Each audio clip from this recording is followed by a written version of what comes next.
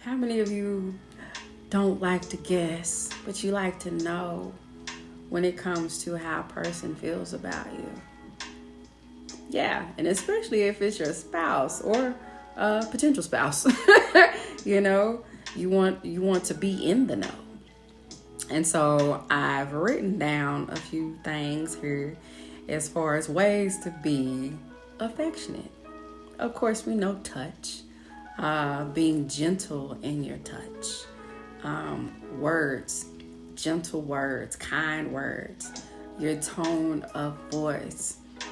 It was Pastor Keon Henderson who had spoke about harshness, and he was talking about women and how we will sometimes, or oftentimes, pretty much almost any time, retract back when there's a harshness in your delivery and speaking to us. And I can attest to that, because if a woman is dealt with in a harsh manner, you're going to get one of two reactions. Either there's going to be a retracting back, or there's going to be an aggressiveness that comes back. And, either or is not what you would want.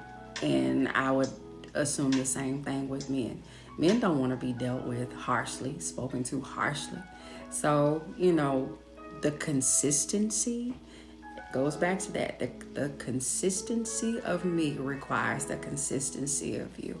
And so when it comes to relationship, and for sure, kingdom relationship, because you want to be honoring God, you want to be representing who He is in your life, be consistent in that, in speaking gentle to each other, even in the angry times. And we're human sometimes, but for the most part, trying to exude that. And if it comes out the wrong way, having the attitude of humility and kindness and apologizing, being apologetic for being hurtful. And a look. Didn't know you can have an affectionate look. You can have an affectionate look. And doing simple gestures. As a woman, I know me. I don't know if I can speak about anybody else, but me personally, simple things. Leave a note on the door. And if we're married, leave a note on the mirror. Something cute, something sweet. Leave a note on the refrigerator. Buy a single rose. Buy me some food. You know what I'm saying? Nah. No, I'm not playing. I'm being serious. For women, leave me a cute note with a thing of peanut butter, honey roasted peanut butter. Something like that. Understanding one's growth. You can be affectionate in understanding someone's growth as well. We all are going through a phase of growth and being cultivated, and especially in our Christian walk, blessed God, our spiritual walk with God, those of us who are striving in that area, be compassionate and be affectionate. Be affectionate in that. And the way to be affectionate in that is being understanding in the growth. And not even just understanding, but being very supportive in that, because that affects the two. It affects you both. Yeah? Yeah. Compassion. Ooh, compassion. Assurance. When you're being compassionate, you're showing the other person a side of you that makes them full of assurance about you.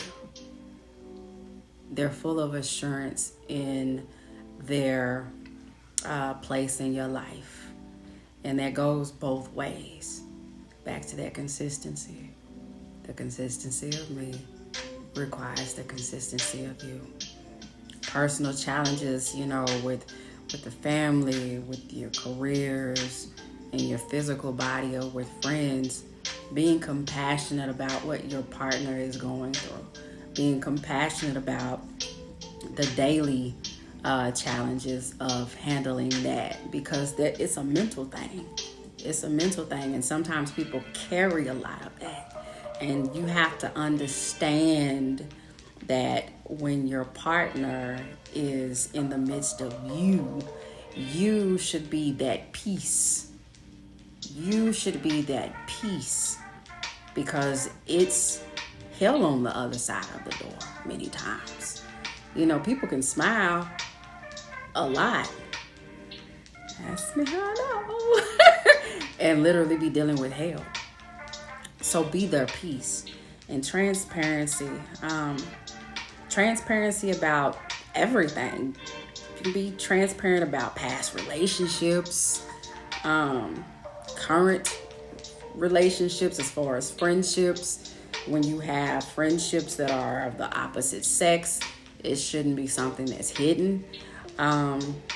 You want to keep trust there, so be transparent in that. Being transparent about family life, personal challenges. What's a challenge to you?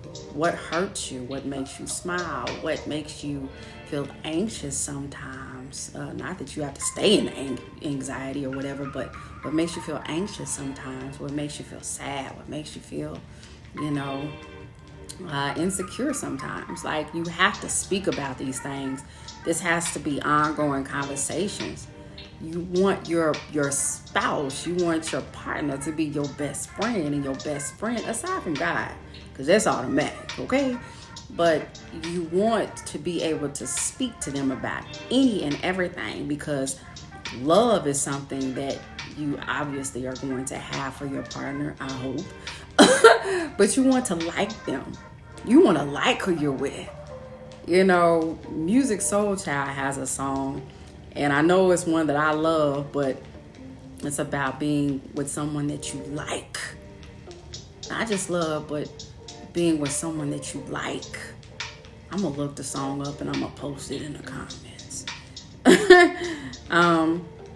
But you want to be transparent about those things, and that keeps the blessed God, the assurance of their place in your life. Blessed Jesus. It keeps it in a place that is secure. And when you're secure in a relationship, when it's that security on both sides, like, what? It's a beautiful thing. It's a beautiful thing. I'm trying to find my paper that has the scriptures. Oh, it's right in front of me. Blessed God. It says, do not let mercy and kindness and truth leave you. Instead, let these qualities define you. Bind them securely around your neck. Proverbs 3:3. Woo. It says, every man's way is right in his own eyes, but the Lord weighs and examines the hearts of people and their motives. That's Proverbs 21:2. So the Lord is looking at your heart. So he knows what it is that you really bring to the table when you're talking to your partner. He knows what it is that you're really bringing to the table when you're talking to your spouse. So just be right in his eyes. And when you're not right, be humble enough to apologize about it. That's that dying to yourself, dying to your flesh. You have to die to your flesh to be in relationship the right way. Yeah. And if God brings you somebody, you don't want to be in yourself. You want to be in submission and surrender. Yeah.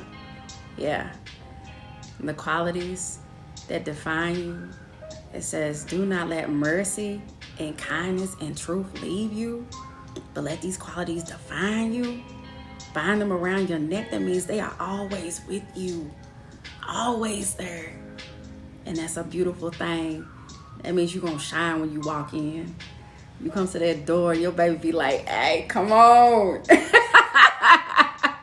Blessed God.